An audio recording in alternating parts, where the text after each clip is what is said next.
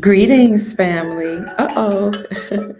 Greetings, family. This is Dr. Kia Pruitt. I think this is Friday. This is Friday, December the 16th, 2022, and the time is exactly 4 o'clock p.m. Hello, good evening. I started to go a little later, but some things came up. So I said, let me go ahead and get online right now and talk about this major announcement that President Trump made on yesterday.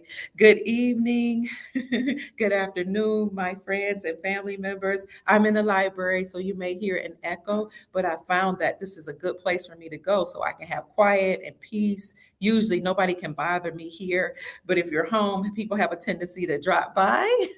So I hope you all are having a very lovely evening. Yes, it's interesting that President Trump yesterday made a huge announcement.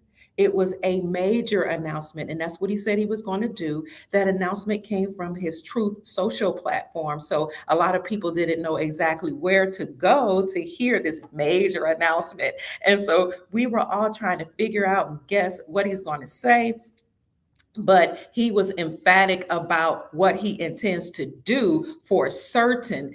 As Sister Mary Jacob said, he said, when I am inaugurated, I'm going to do A, B, C, and do D. He didn't say when I'm elected. He said, when I am inaugurated. He also said they will fall like dominoes. What are we talking about, family? We're going to get into that today.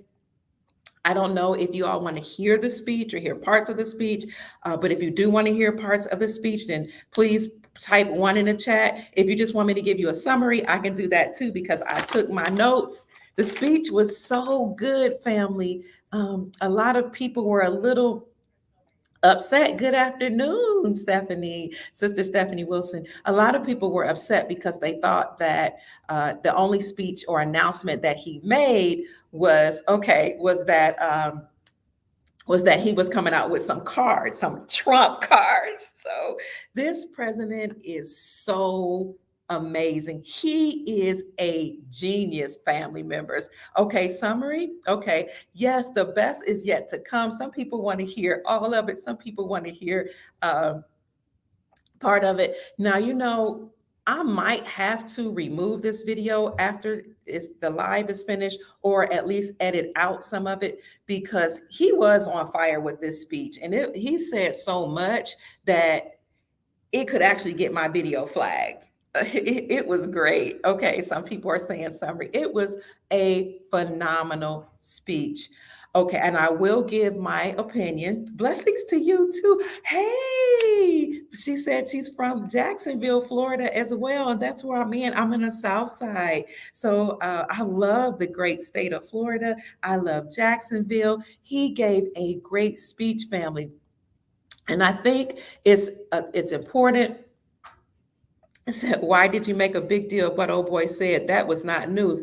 Okay, so let's look at it. So let's get into the speech. Maybe it wasn't news to you, and I value your opinion. I just want to tell you that a lot of us who have been following this whole movement, the MAGA movement, Make America Great Again, we know that one of the last pieces of the puzzle, there were two final pieces of the puzzle. Now, one of the first pieces of the puzzle was the triangle of power had to be dismantled. The triangle of power was the Rothschilds and Rockefellers, George Soros and his whole organization, and the Saudi dynasty. So when that was obliterated, then we were told after the Queen when it was made an official announcement of her death would happen, then we would know that we're at the end of the war. So the last part of the war is a dismantling of mainstream media and those entities, big tech, that were censoring the people. And if and when, which we know they usually don't make his announcements, if they continue to censor us after he makes the huge announcement that he was going to end them, then we will have the emergency broadcast system announcement, the EBS. So for us who've been following this movement, who've been watching all the dominoes fall down and just completely fall down like dominoes, this whole system crash and come crumbling like dominoes, we know that this speech or this announcement was huge. And before he made that major announcement, he took to his social media platform on Truth Social and announced that he was coming out with cards, or the Trump cards. And people were upset. Oh my God, I can't believe he just announced he was just coming out with some cards, and they had Superman on there because he said America needs a superhero. Oh, I'm so upset. How dare he? Who cares? And by the way, the cards are going for $99. You're in Orange Park. That's only like 20 to, thank you, David. That's only like 20 to 25 minutes from me. Thank you so much. But notice it's the Trump card. And please understand and understand that on the front of the card, he said, I am displaying my art. And art, A-R-T, was written in all capital letters. So what we know is that Freemasons, which by the way, all leaders are Freemasons, and all Freemasons are not bad. It's just they're at the top, or I should say, they know some information that most of the world don't know. But they speak in a coded language. So when he said, I'm going to display my art, and he put it in all capital letters, I did the gematria of art, and what I came up with is Barack Obama, which is, I'm not sure why he would mention Barack Obama, and also the Big Bang, and then one of the words that vibrate on the same frequency as art is abracadabra. Now, what's important about abracadabra is it means I create as I speak. So when he was saying, I am going to announce my cards, the Trump cards, and all my art written in all capital letters, he was basically saying abracadabra. So you all know, you hear musicians, blessings to you, saying abracadabra.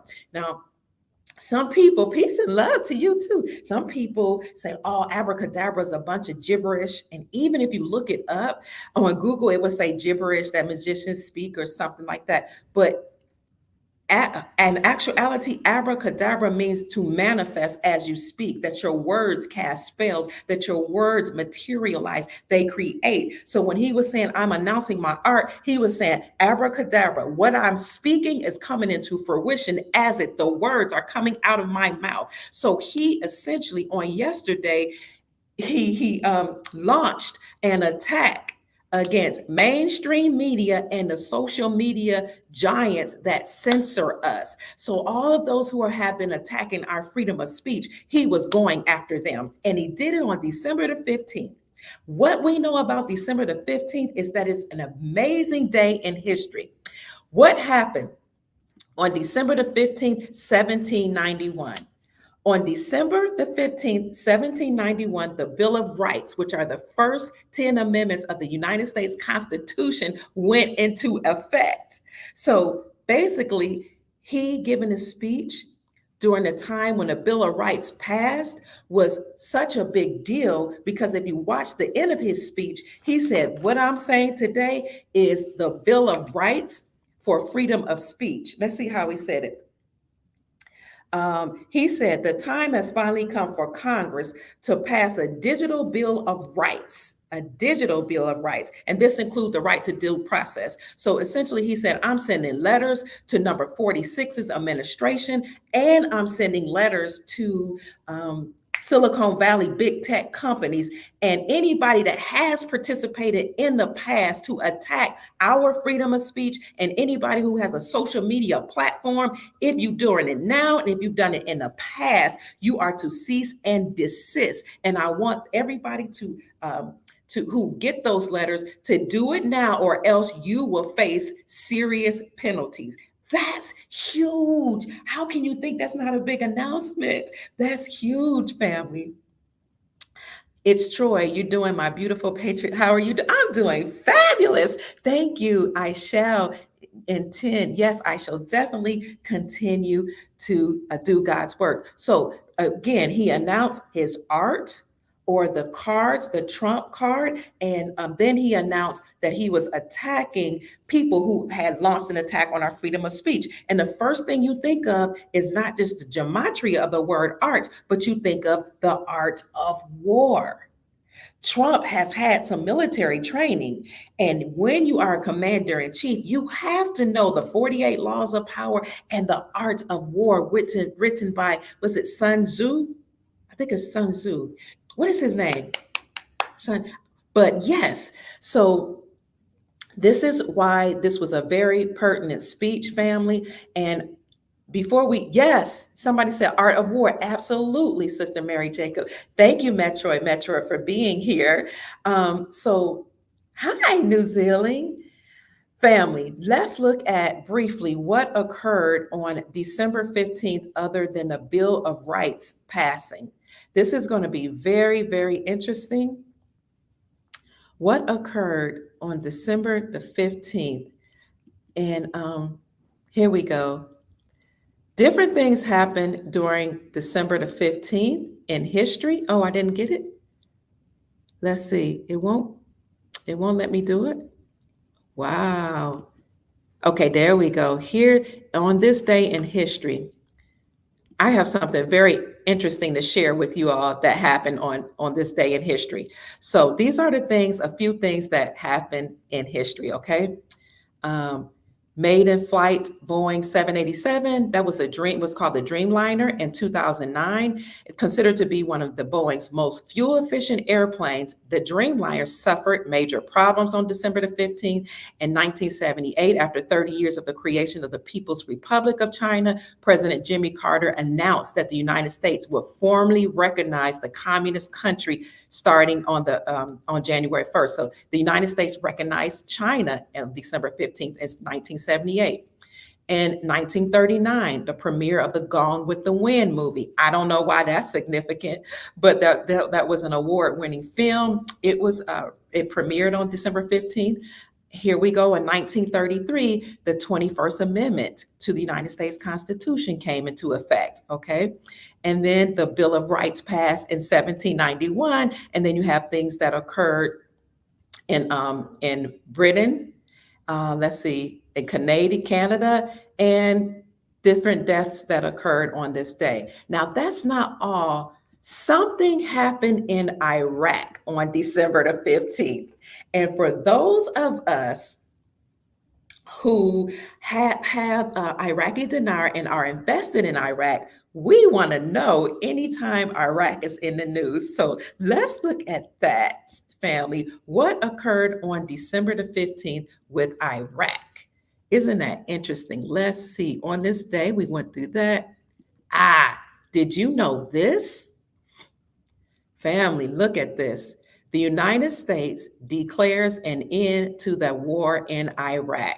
Now, that ceremony was held in Baghdad on December the 15th, 2011. The war that began in 2003 with the American-led invasion of Iraq officially comes to an end. So that is kind of interesting. And then it says the withdrawal of American troops had been a priority of President Barack Obama, but by the time he left office, the United States would again be conducting military operations in Iraq.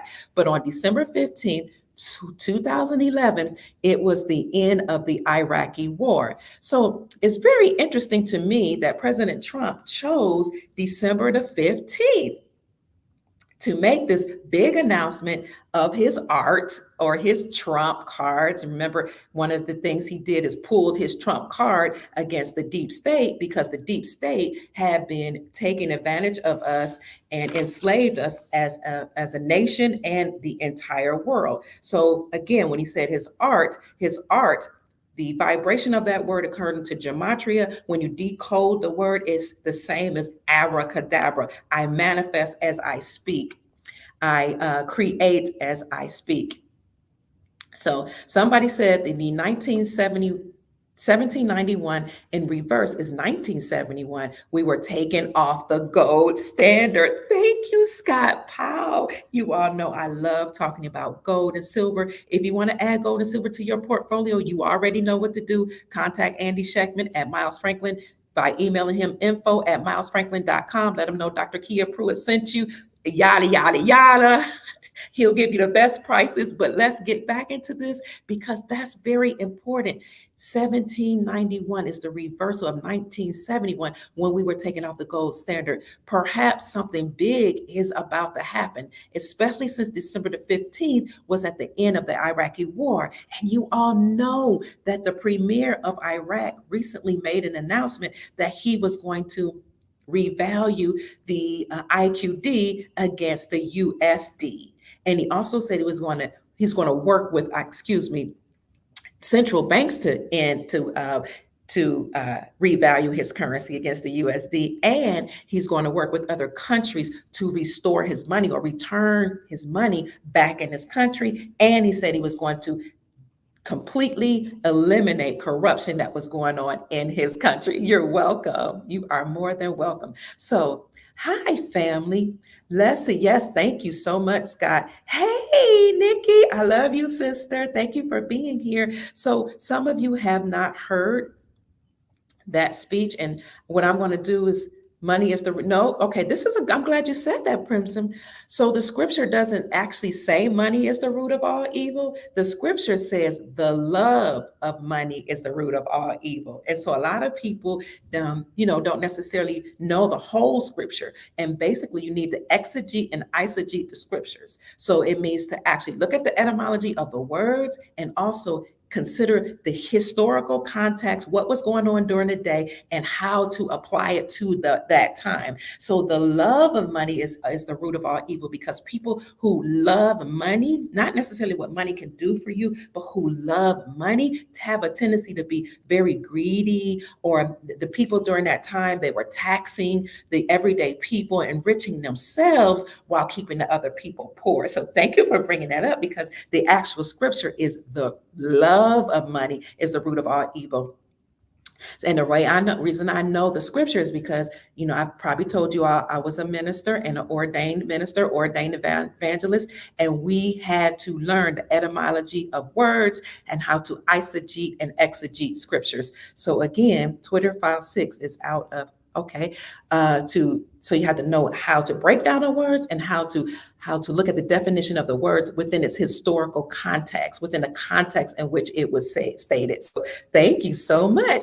Good evening. Ooh, from warm South Africa. I love you so much, Nikki. Nikki and I are part of a very sacred group that we created. People who just love studying what's going on, but we've become a family. So we study geopolitics, economics, and we crack jokes, and we just do things, amongst our little group that's really a strong knit group. Thank you.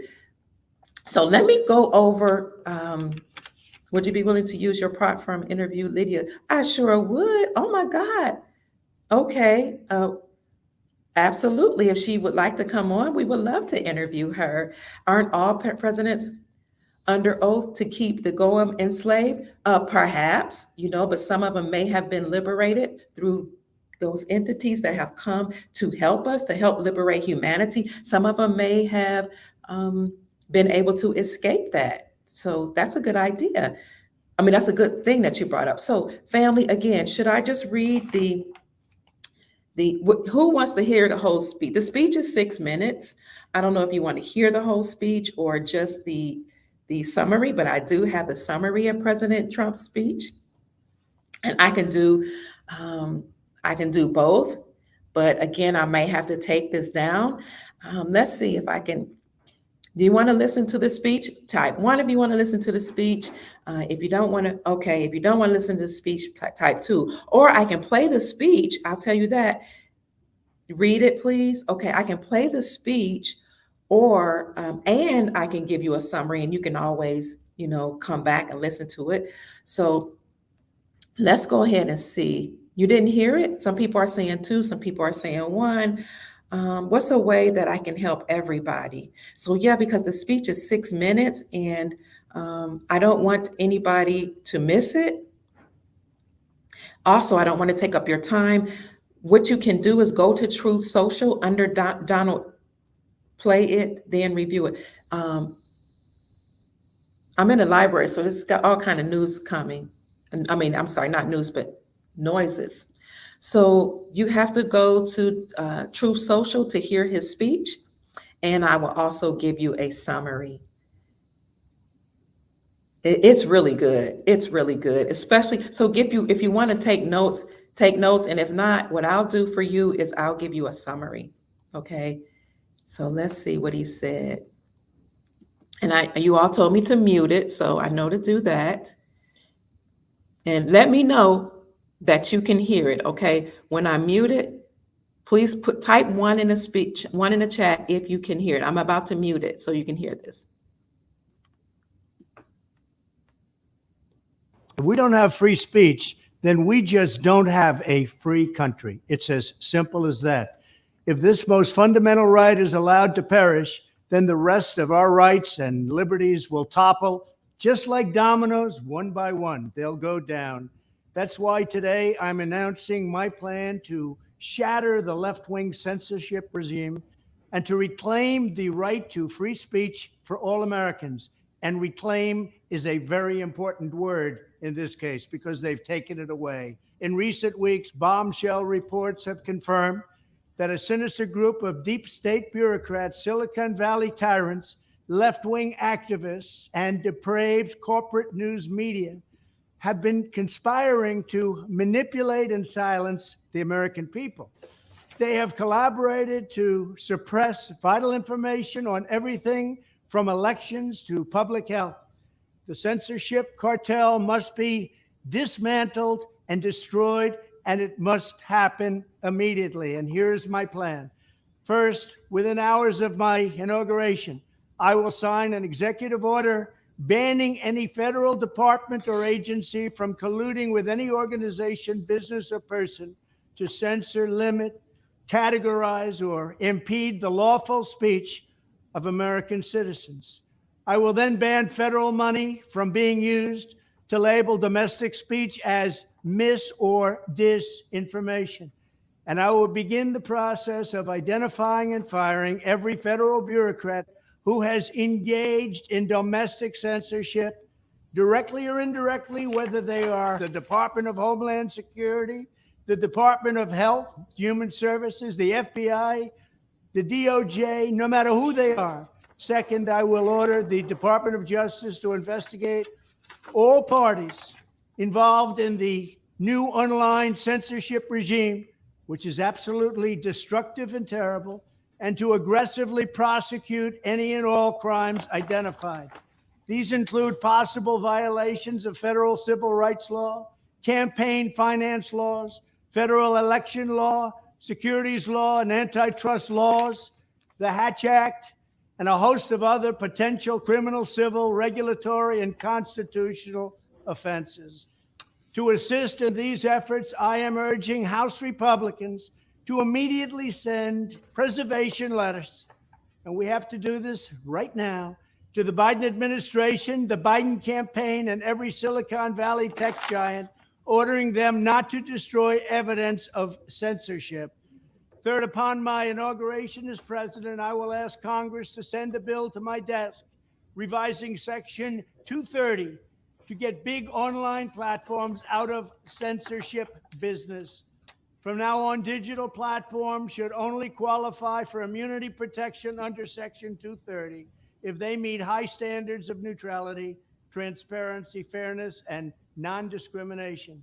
We should require these platforms to increase their efforts to take down unlawful content such as child exploitation and promoting terrorism, while dramatically curtailing their power to arbitrarily restrict lawful speech.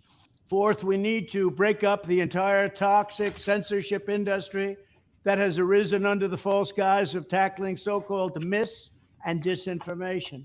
The federal government should immediately stop funding all nonprofits and academic programs that support this authoritarian project. If any U.S. university is discovered to have engaged in censorship activities or election interferences in the past, such as flagging social media content for removal of blacklisting, those universities should lose federal research dollars and federal student loan support for a period of 5 years and maybe more. We should also enact new laws laying out clear criminal penalties for federal bureaucrats who partner with private entities to do an end run around the Constitution and deprive Americans of their First, Fourth, and Fifth Amendment rights. In other words, deprive them of their vote. And once you lose those elections, and once you lose your borders like we have, you no longer have a country. Furthermore, to confront the problems of major platforms being infiltrated by legions of former deep staters and intelligence officials, there should be a 7-year calling off period before any employee of the FBI, CIA, NSA, DNI, DHS, or DOD is allowed to take a job at a company possessing vast quantities of U.S. user data. Fifth, the time has finally come for Congress to pass a digital Bill of Rights. This should include a right to digital due process. In other words, government officials should need a court order to take down online content, not send information requests such as the FBI was sending to Twitter. Furthermore, when users of big online platforms have their content or accounts removed, throttled, shadow banned, or otherwise restricted, no matter what name they use, they should have the right to be informed that it's happening, the right to a specific explanation of the reason why, and the right to a timely appeal. In addition, all users over the age of 18 should have the right to opt out of content moderation and curation entirely and receive an unmanipulated stream of information if they so choose. The fight for free speech is a matter of victory or death for America and for the survival of Western civilization itself. When I am president, this whole rotten system of censorship and information control will be ripped out of the system at large. There won't be anything left. By restoring free speech, we'll begin to reclaim our democracy and save our nation. Thank you, and God bless America.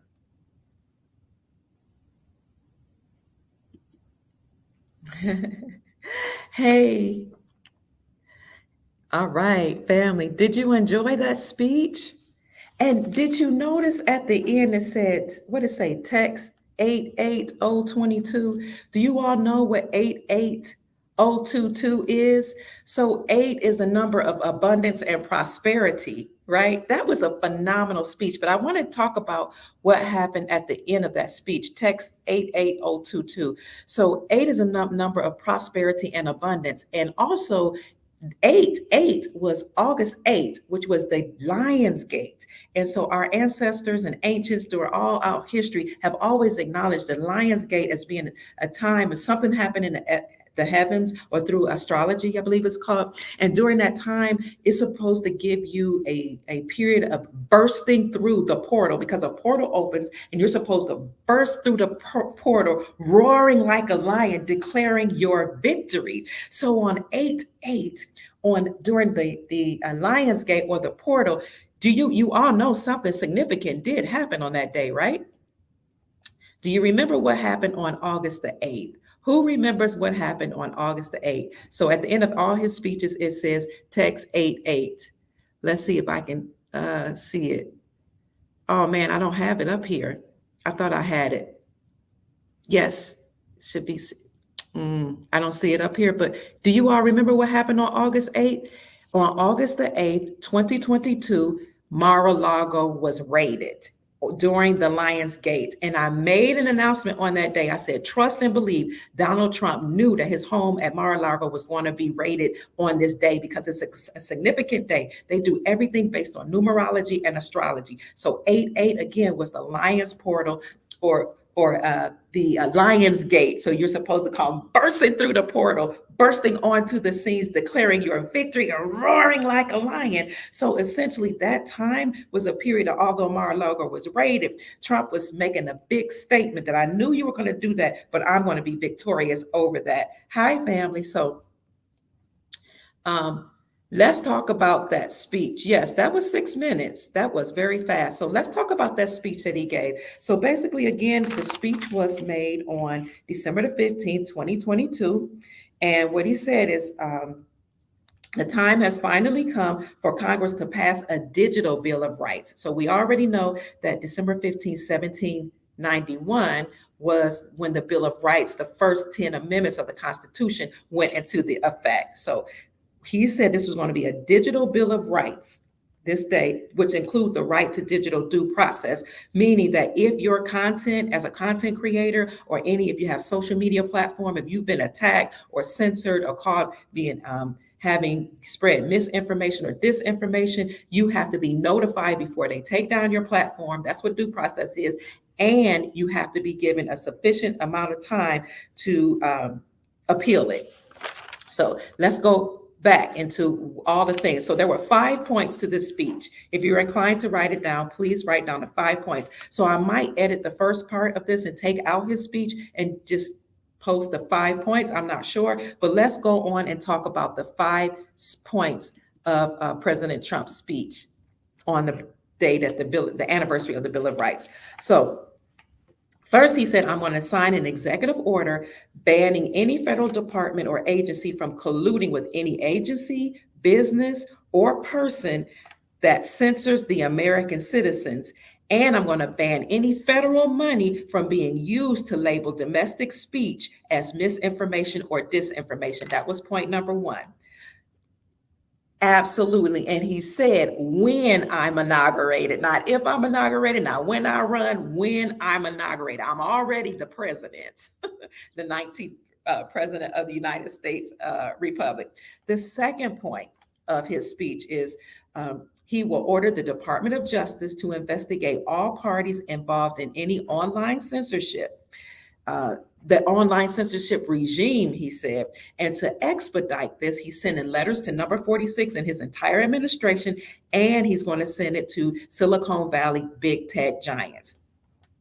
The third point is he's going to ask Congress to send a bill to his desk revising Section 230 to get big online platforms out of the censorship business. And should anybody qualify for immunity or immunity protection, they have to meet high standards of neutrality, transparency, fairness, and non-discrimination. He also said he will require platforms to take down any unlawful content such as child exploitation. We have been waiting for this, for him to attack what's been going on with our children. He said, I'm requiring all platforms to take down unlawful content such as child exploitation and any content that highlights or promotes terrorism. Number 4, he said, I'm going to break up the entire toxic censorship industry. Now, when you talk about censorship industry, you're not just talking about online censorship, you're talking about mainstream media as well. He said, I'm going to break up the entire toxic censorship industry that has arisen under the guise of misinformation and disinformation. And I'll stop funding all nonprofit and academic programs that support this authoritarian project. Somebody said, watch the water. Oh, yes, right. Mar-a-Lago was raided, which is important. It's from sea to lake. Yes. I've been to Mar-a-Lago, well, past it. It's beautiful. So this is really interesting that he said he's going to stop funding from all nonprofit and academic entities that support authoritarian projects. On the speech a while back, he and Melania were announced as the president and first lady of the United States. Oh, thank you for saying that. Hi, Matthew. It's always good to see you. Thank you so much. I just love you. Thank you for your blessing. You always come through to help us, sister. All of you, I'm just so grateful to have you. Thank you, Matthew. Peace and prosperity to you. So I didn't even know that academic programs did things to censor the American people. But he says he's going to break up the system and stop funding all nonprofit and academic projects. And he says if any university found guilty of having censored anybody, he's going to make sure they lose all of their research dollars and their student loan support. Now, I don't know if you all know this, but I worked for Marshall University in Huntington, West Virginia. That's where Randy Moss went to school. And we went to school at the same time, but Randy was in undergrad school. I was an older student. I was in graduate school. So yes, I got to meet Randy. I got to talk to him. And of course, he asked his boys to bring me over to him because you didn't walk, he didn't come over to girls. Women came over to him, but I was older. He might have been like 20, 21. I was probably about almost 28, something like that. And although we all knew he was going to be a famous football player, he was in the news a lot for doing things. Now, I was like, first of all, I'm older, and secondly, he messed with too many girls. But anyway, but I did not know that academic programs actually censored us. Now, what I was going to say to you is I worked for institutions of academia, and what I learned when I worked at Marshall, and I worked at Shawnee State, my undergrad institute too, in Portsmouth, Ohio, and I worked at the University of Louisville in Louisville, Kentucky. Especially when I was in a medical school, working in for the School of Medicine at the University of Louisville, I realized that these universities receive millions and millions and millions of dollars in research funds. Why do you need millions of dollars of research funds? I'm getting off track. To prevent cancer when you're not really researching how to prevent cancer. And if you created the disease, you know how to get rid of it. That's another story. But anyway, he's going to stop the funding if he's found out that that nonprofit organizations or academic organizations have censored the American people. And he said he's going to do that to those that support this authoritarian project. So family, what's interesting is that I study words, and as somebody who studied psychology in undergrad school, I know there's a difference between authoritative and authoritarian. So he said he's going to withhold support from these people that have supported the authoritarian project of censoring people. Authoritative and authoritarian are different. So if he would have said authoritative person is somebody that's assertive, that's a leader, that's strong, that knows how to convince you, that knows how to guide you. They do it with confidence. But authoritarian is a regime or a person that seeks to control you. They are totalitarian. They are dictators. So this is what he's essentially saying. These people have been dictatorial, and I'm going to take away their funding. And then number 5, he says, finally, the time has come for Congress to pass a digital Bill of Rights. This includes the right to digital due process. And he ended by saying, when I am president, the whole rotten system of censorship and information control will be ripped out of the system at large, and there won't be anything left of it. So I thought that was very, very important for him to announce. I found that speech and that announcement to be amazing. I find it to be huge because announcing that you are attacking the system, the totalitarian, authoritarian system that have censored us. Oh, a super sticker. Thank you. Oh, Gloria, thank you, sister. I love you so much. I appreciate you for blessing me.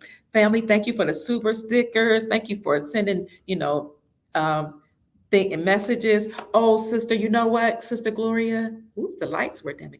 I am honored to be a reflection of you. So you don't have to idolize me, sister, because I am just your mirror image. And that's how we all came together. We all resonate on the same frequency. So we all agreed to be here at such a time as this, to experience this, to witness it, to see it, and to help liberate the planet. And since we were all vibrating on the same frequency, our Creator brought us all here together. So I love you.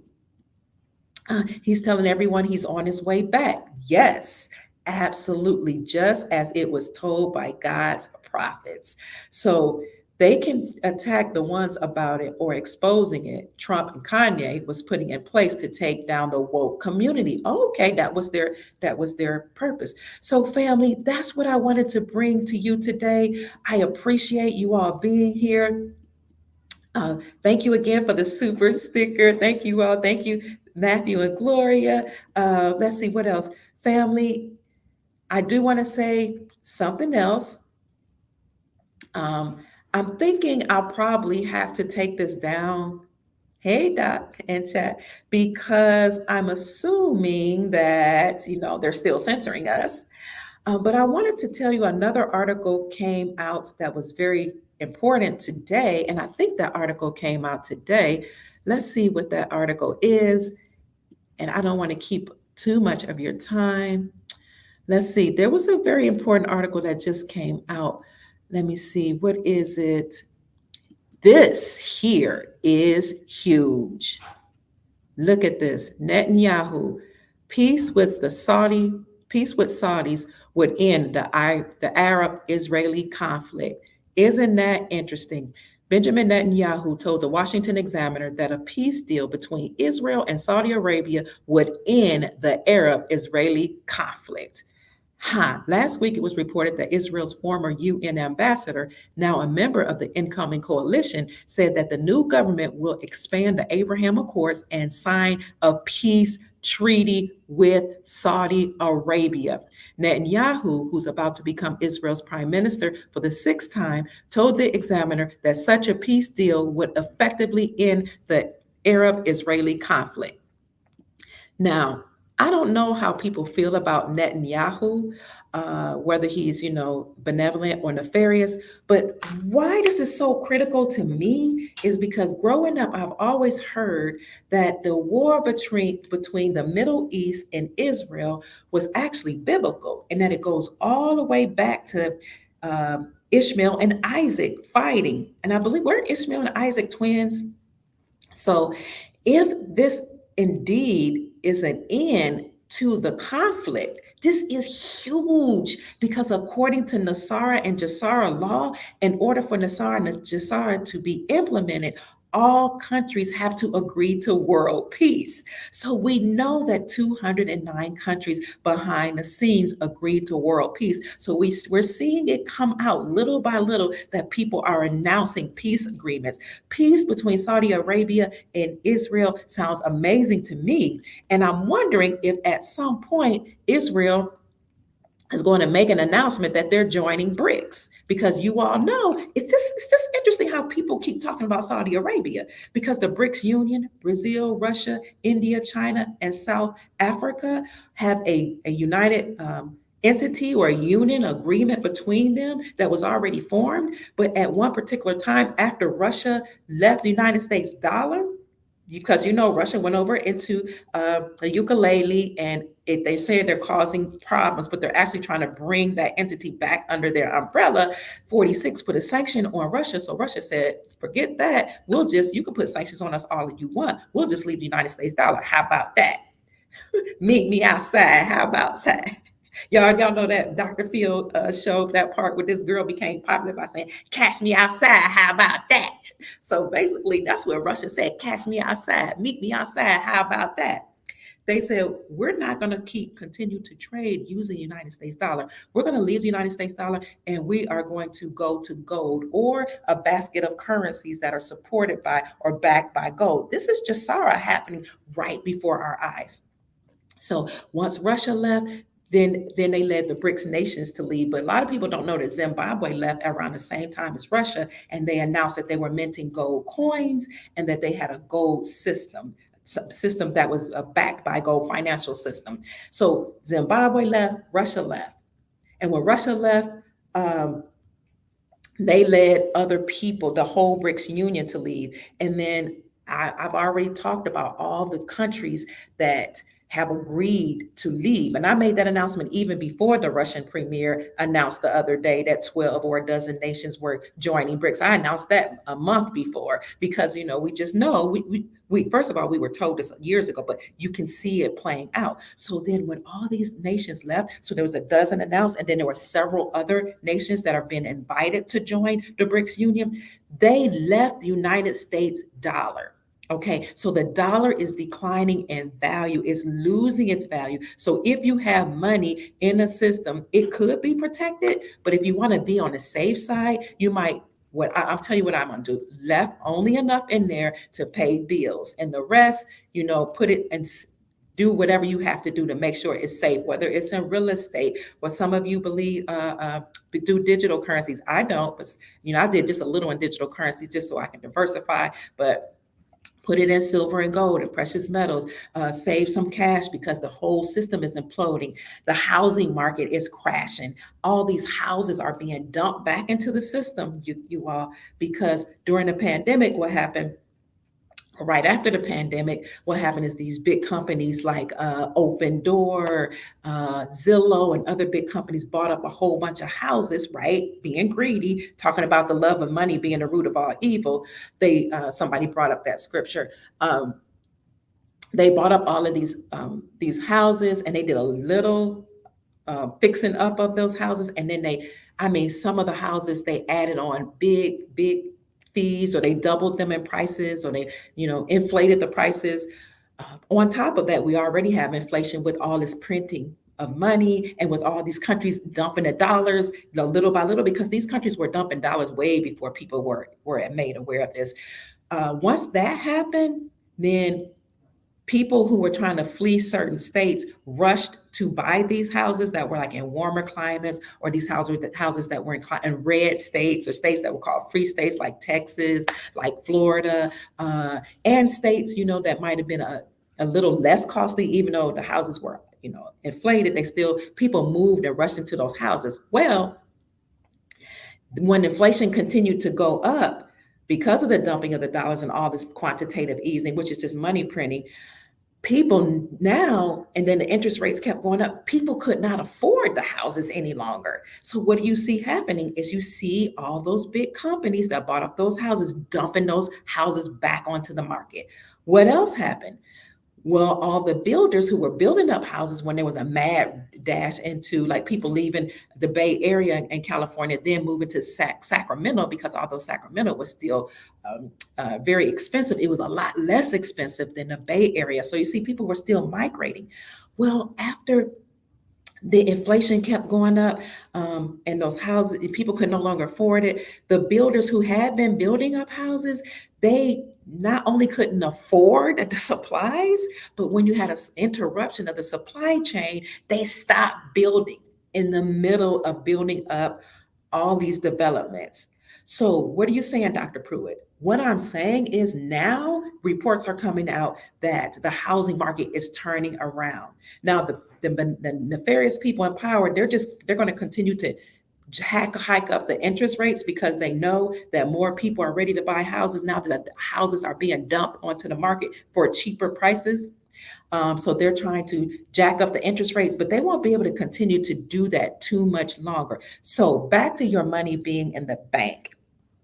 You can take that money, and if you still have it when the system implodes and all those houses rush back onto the bank and the dollar completely falls in value, you will be able to go up and buy up those houses, okay, very, very cheaply. So we already know that banks are failing. On tomorrow's podcast, I'm going to talk to you about how banks are failing, how the stock market is crashing, and we've been saying this is going to happen. It's not that, some of us are anointed as prophets and prophetesses, but some of us have simply been given a word that this is going to happen, okay? So people in power that know what's going to happen told some people what was going to happen. So that's why we've been able to report it. But I'm going to tell you how the system is imploding. And you know that when the system implodes and banks get in trouble, banks either do a bailout or a bail-in. So a bailout is when those homes should be put on a wait. Yes, and given back. I'm going to speak to that. A bailout is when the government bails out the banks because they're too big to fail. A bail-in is when the government takes your money and my money, and the banks, not the government, steal that money that we've given to them, which really is kind of not stealing, because the fine print I've heard in the banking policy was such that if you turn over the money, it belongs to them. I don't know, but not what they say, possession is 9/10 of the law. And if you possess my money, then maybe it really is yours. But they can take our money and get themselves out of trouble. So what you want to do is just protect yourself, family, so that when the system implodes, you'll be able to buy up these businesses, because businesses are closing their doors. They're laying off by the tens of thousands, and you will be able to buy land, farmland, gas, oil, whatever your heart's desire. You'll be able to buy more precious metals, silver and gold. So when the republic is restored, we will be given with allodial titles to our land. That's what I want to say, El God. So the allodial title is the true lawful title, the original title, which we don't hold right now. I guess the banks have them. Open Door Society was calling, asking if you want to sell your house. Wow, I didn't know it was funded or backed by George Soros. So you're fasting, awesome. You know what? I think I want to join you. What? Tell me what that fast consists of. So maybe some of our family members will want to join you. So family, again, I just wanted to bring that information out to you that, President Trump made a very important announcement that he was going after big tech for censoring us. He was going after all of those entities that censored us, even if you were a nonprofit organization, institutions of higher education, mainstream media, big tech, Silicon Valley corporations. And he said he was sending letters to number 46. And I think, and I also wanted to just tell you all that Saudi Arabia ending the war between them and Israel is amazing. It's huge because, again, Saudi Arabia, this is what I was talking about. When Russia and the BRICS Union left the United States dollar, that brought the value of the USD down. Then we saw Saudi Arabia making an announcement to join the BRICS Union, which, as you all know on this channel, was huge because what made the United States dollar the world reserve currency, or the currency that all the world had to use, and specifically use to trade for oil or fuel, was our agreement with Saudi Arabia. You give us the oil, Saudi Arabia, was our United States government agreement, and we will protect your nation and force other nations to use the United States dollar to trade for your oil. So that was huge. That's what made the United States dollar the world reserve currency. Now, a lot of people know about OPEC. A lot of people know that we were taking off the gold standard, but they did not know what made United States dollar the world reserve currency. And some people know who studied in history, but more recently, Andy Schectman, the CEO of Miles Franklin, stated this emphatically on many of his podcasts and on my podcast to make us aware that when Saudi Arabia essentially left the United States dollar and joined the BRICS Union, that was huge. So we can surmise that essentially ended United States hegemony, the power that the United States had, because it wasn't just the dollar that kept everybody in check, but it was our ability to force them through our military. Either you use the United States dollar or we'll get rid of you. Okay, we'll use our military to get rid of you. So when Saudi Arabia left that agreement, or when they went to the BRICS Union, they practically dismantled the whole agreement of the United States dollar having preeminence and United States hegemony or United States power. The whole system has come down, and a lot of people don't even know that it has crashed before our eyes already. So once Saudi Arabia left, again, like I said, all these other nations left. Essentially 90% of the world's population is now using other commodities, namely gold, other than the United States dollar to trade.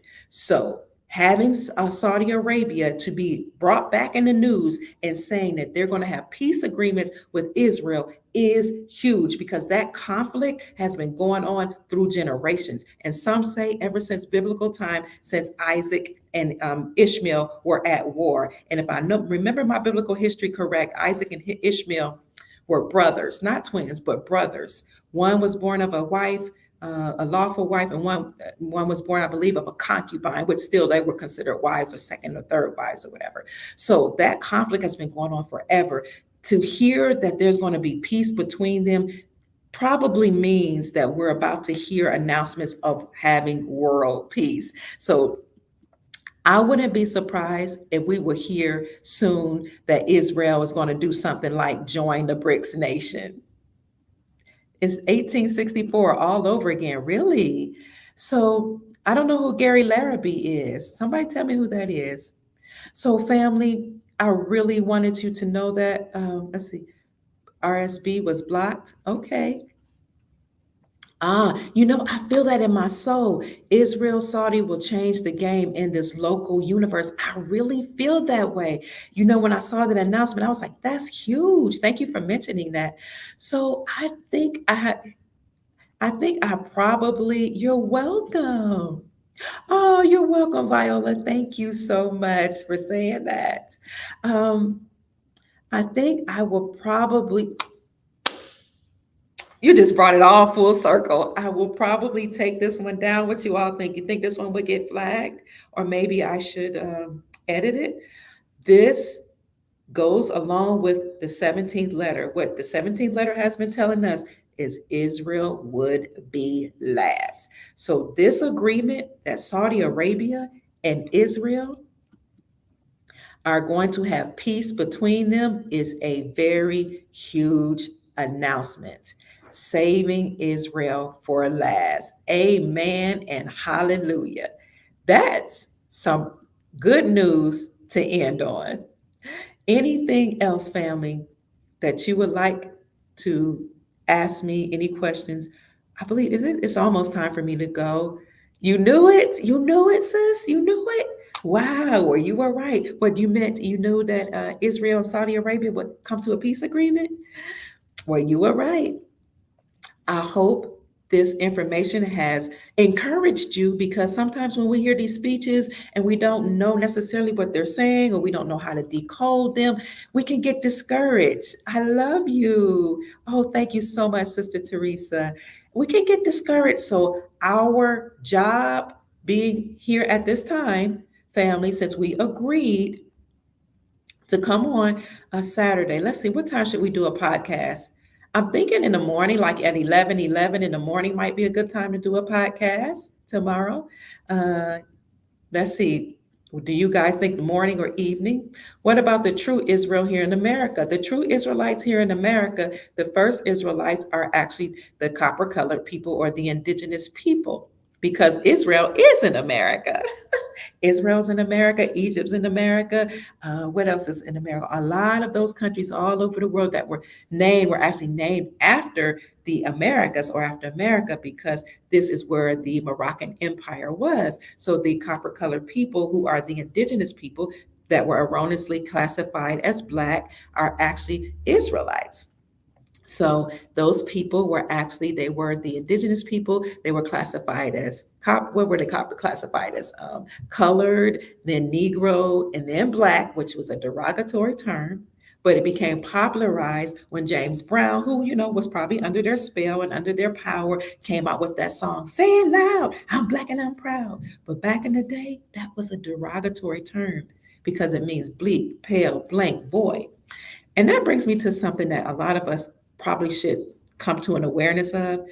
It also means that you're a slave. It means you're dead. So they got us to cast spells upon ourselves to call us Black. But according to the Black's Law Dictionary, or the dictionary from which the legal system operates, it means bleak, void, pale, having no power, being dead. And then our classification was changed to African American. And some people say that Jesse Jackson was an FBI agent. I don't know if he was or not, but he was charged with coming up with a name for us. And allegedly, he owns the copyright to that name called African American. But Black, according to what many Moors state, specifically the Moor known as Taj Tariq Bey, or the Grand Sheikh of the Moors. And you can watch him and Sister Naila Gilliam on their YouTube channel called House of Reawakening Minds. So they have good podcasts. You have to watch that to learn about the Moors specifically, and watch Brother Lloyd Douglas L's YouTube channel called Moors in America. So according to what we know, is Blacks were actually that the classification of Black was actually given to the Europeans that came here from Europe. Allegedly, and white was the status of the people that were empowered, that were already here because they owned the land. So it used to be that they gave us all of us these derogatory terms, and then they switched it because everything we've been taught is actually in reverse. So when People say Black Lives Matter. Some people say that it could have been about the copper colored people erroneously classified as Black, or it could have been about the people that we allowed to come on the land to actually conduct commerce with us. So many people want to cause this division between so-called Black and white, but that's a misnomer. It is an erroneous classification because we're all part of the one. We all come from source. We are gods and goddesses since we were made in the image of source, and we all vibrate on the same frequency, specifically, especially as we ascend into higher states of consciousness. And if you choose to die or transition, you will go back to the source. So when Kanye West said, wore on his shirt, White Lives Matter, he could have been talking about our Caucasian brothers and sisters, because that's the classification that they are now called, or he could have been talking about the Moors specifically, because the Moors actually used to have that classification as white. But for us here in this family, it's neither here nor there. We don't care because all of us are going to be rewarded. Yes, the Israelites here, or the copper colored people here, have been mistreated, as well as our Caucasian brothers and sisters and everybody else. We do know that the powers that be cause a division to get us fighting each other, to cause some to think that you're better than the other, or this one to think that you should be over the other, because it's a divide and conquer type system. However, we don't buy into that because we know that we are one again. And let's just say even the Israelites, yes, were the copper colored people here. And if you look at the 1828 Webster's definition of American, it will say the copper colored people found here by Christopher Columbus, but now applied to Europeans. And then it will go on to say something like, but we're all American. So you probably should look at that.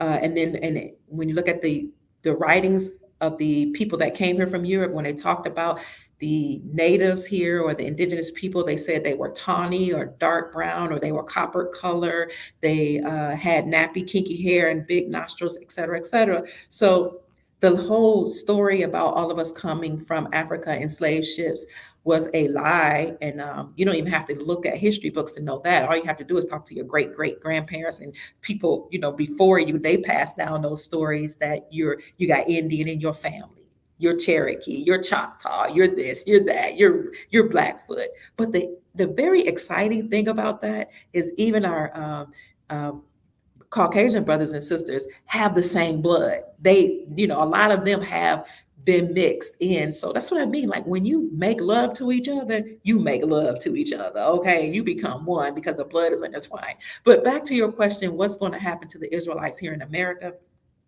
Empress Verdiasti Gostin L. Turner Bay took the United States government, the United States Incorporated, that was founded in 1871 and incorporated in Delaware, and the same one that created the Constitution of the United States Incorporated, and the same one who created the central banking system, that bloodline family. She took them to the World Court in the 1990s and proved by bringing the allodial title to the land that the people in power used some of our Caucasian brothers and sisters, but they were like the hybrids that were mixed blood with some of the entities that came on the planet to enslave us. And this is not to speak against any of our brothers and sisters. What she proved is that the Louisiana Purchase was actually a Louisiana theft. So she proved that the land actually belonged. Happy Sabbath. Yes. Is the sun down? Shabbat Shalom. If the sun is down, Shabbat Shalom, Lonnie. She proved that the United States government had mistreated the indigenous people on the land. And she won her case. And she proved, as well as there was a letter that was written, motu proprio, by the Pope Francis, and sent to Obama via his attorneys, that of course said the United States Corporation was an unlawful entity, and that we needed to make sure that the FBI, CIA, IRS, CPS, all those organizations tied to it, and the central banking system had to cease and desist according to that letter. And what he said is, if that does not happen, then the Grand Army of the Republic will come into would come into the forefront and take down those nefarious entities. Of course, they didn't cease and desist. So what we see now is literally the military taking over, just as he said he would, just as he said in 2014, and dismantling the system with the commander-in-chief, Donald Trump, leading that charge. This is why we need to stop looking at being, only being concerned about color, because we've all been enslaved. And we talked about that when we talked on a couple of days ago about our birth certificates being turned into a bond and traded on the New York Stock Exchange as trading us as chattel. They created entities in our name and traded our stock, our birth certificate bond, made all this money, and the money is just still sitting there and was supposed to be used to charge off our debt. So when Empress Verdiasti L. Turner Bay took the United States Incorporated to court, she won her case and she won an amount of $85 quadrillion for the Israelite people here. Now, when you talk to Brother Willie, you go online, look at williestruthcall.com. He has a number you can call in and talk to him. He's followed the farmers' claims and all that. Might have even been a part of farmers' claims.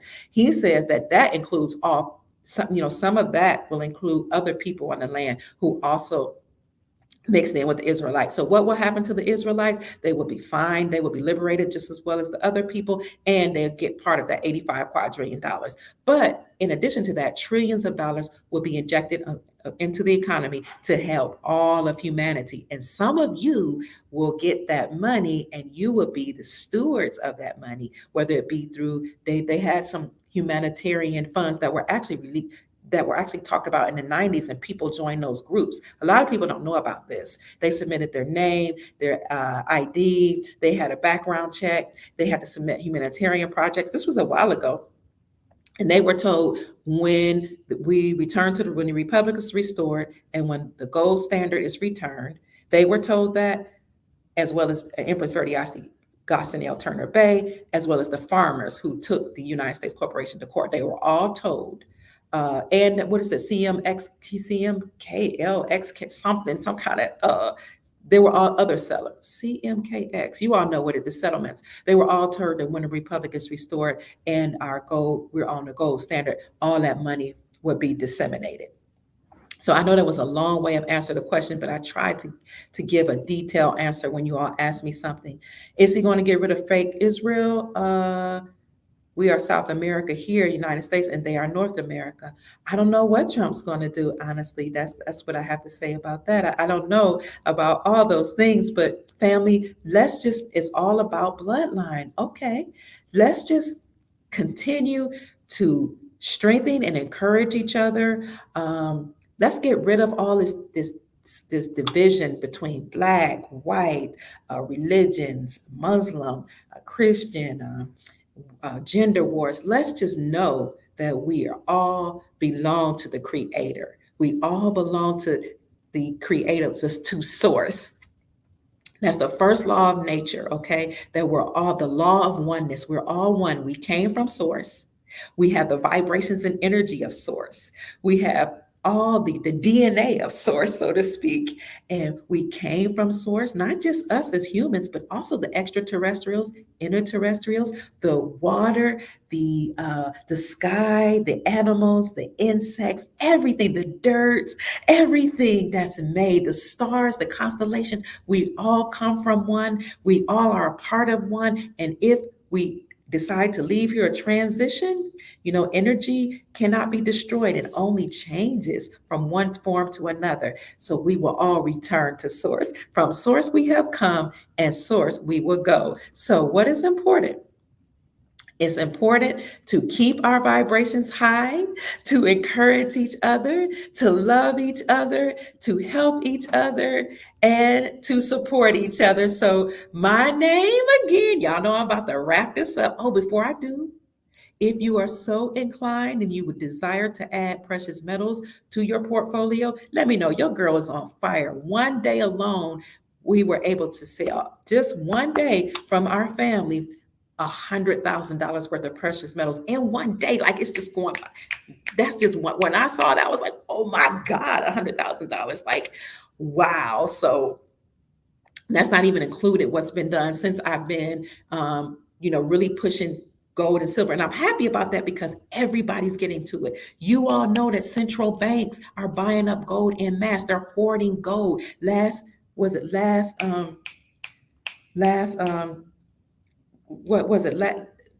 What do you call it? When it's July, August, September, October. I can't even think the name of that. But during those 4 months, last quarter, I know it started with a Q alone, 400 million tons of gold was bought. We don't even know how much silver was bought, but we know that banks are hoarding golds and silver. So family members, think of the millions and millions of people that died that did not draw.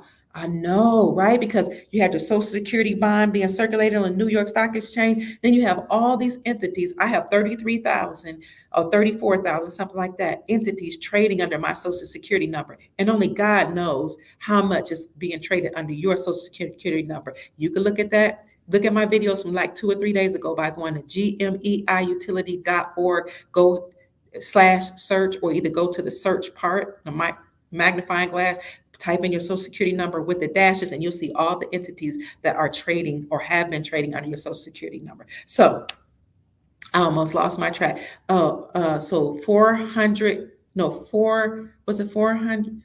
What did I say?